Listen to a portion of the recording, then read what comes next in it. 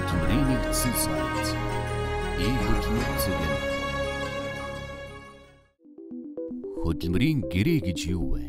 Ажил олгогч хөдөлмөр эрхлэгч нь хөдөлмөрийн гэрээг хэрхэн байгуулах вэ? Хөдөлмөрийн гэрээ гэдэг маань өөрөө ажил олгогч, ажилтай хоёрын хоорондын тухайн хөдөлмөр эрхлэх харилцааг зохицуулах гол зохицуултын нэг зүйл байдаг. Тэгэхээр хөдөлмөрийн гэрээг хэрхэн яаж байгуулах талаар иргэд нэлээд мэдээлэл авах хэрэгтэй баг. Гол энэ маань өөрөө юу юм гэхээр хөдөлмөрийн гэрээ гэдэг маань өөрөө зөвхөн ажил олгогчийн зүгээс тавьж байгаа гэрээ биш. Юу юм бэ гэхээр энэ маань өөрөө ажил олгогч, ажилтан хоёулаа өөрсдөө гэрээнийхээ нөхцөлийг тохирж за би энэ хөдөлмөрийн гэрээг хийя, энд би ажиллая гэдэг нөхцөлөд талууд тохирцсон тохиолдолд хийж байгаа зүйл л дээ. Тэгэхээр хөдөлмөрийн гэрээ гэдэг маань өөрөө гэрээний нэг л хэлбэр учраас талууд гэрээнийхээ үндсэн тэгшэрхийн байдлыг хангасан байх ёстой. Одоо бол зарим тохиолдолд хөдөлмөрийн гэрээг ажил олгогчийн зүгээс өөртөө давуу байдал тогтоосон байдлаар гэрээ хийсэн нөхцөлд бол ажиглагддаг. Тэгэхээр ийм нөхцөл байдлыг тогтоолохгүй, ийм нөхцөл байдал маань эргээд ажилтнанд маань өөрөө хохиролтой нөхцөл байдал үүсдэг учраас ажилтан, ажил олгогч хоёр хөдөлмөрийн гэрээг харилцан тохиолцож шийдвэрлэдэг. Монгол улсын хөдөлмөрийн тухай хуулиараа энэ хөдөлмөрийн гэрээг хэрхэн яаж хийх талаар тодорхой заагаад өгсөн байдаг. Энийг яаж ойлгох вэ гэдгээс шалтгаалаад хөдөлмөрийн гэрээг хэрэгжүүлдэг. Тэгэхээр хөдөлмөрийн тухай хуулийн дээр бол 21-р зүйл хөдөлмөрийн гэрээг яаж байгуулах вэ? Хөдөлмөрийн гэрээн дээр юу заавал тусгагдсан байх ёстой вэ гэдэг заалт байдаг. Энэ дээр ажлын байрны тодорхойлолт, ажил үүргийн хуваар, цаашид цалин, хөлс, үндсэн ажлын байрны албан тушаал энэ болгоны үндсэн гэрээн дээр заавал тусгасан байж ич энийг тэгжиж энэ гэрээ маань өөрөө хүчинтэй хэлбэрийг олдог.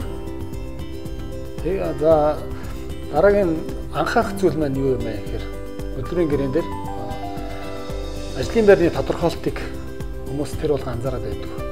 Хөдөлмөрийн гэрээ байгуулсан л болоо гэдэг ингээд заадаг шүү дээ. Гэтэл нөгөө хөдөлмөрийн гэрээн дээр хөдөлмөрийн гэрээтэй хамт юу байдаг вэ гэхээр ажлын байрны тодорхойлт. Тухайн ажилтны хийвэл зохих ёстой ажлыг тусгаалan ширхэгчлэн заасан байдаг. Учраас энийг бол зайлшгүй анхаарах хэрэгтэй.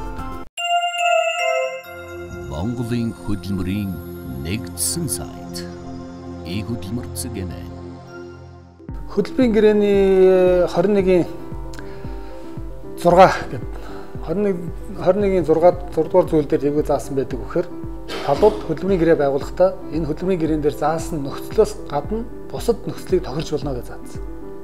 Тэгээ энэ бусад нөхцөл гэдэг маань өөрөө тухайн ажилтны ажил үүрэгтэй холбогдтойгоор одоо нууцлын гэрээ байгуулах шаардлагатай ажил үүрэгт нь одоо нууцлын гэрээ байх хэрэгтэй юм уу тийм ээ?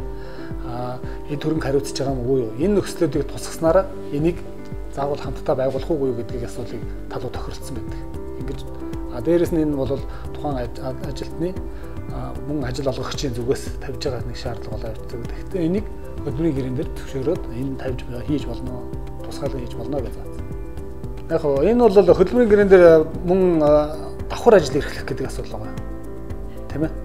Нэг ажилтан давхар ажил эрхлэх эсвэл хөдөлмөрийн нөхцөлийг нордуулахгүйгээр өөр ажил шилжүүлэх гэж заасан байна.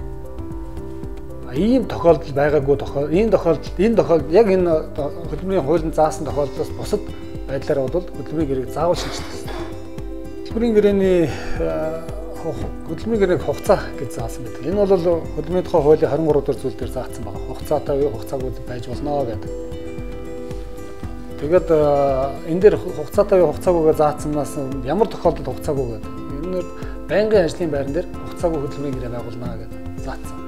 Мөн хугацаатай байгуулахад ямар тохиолдолд хугацаатай байгуулах вэ гэдэг заасан байдаг.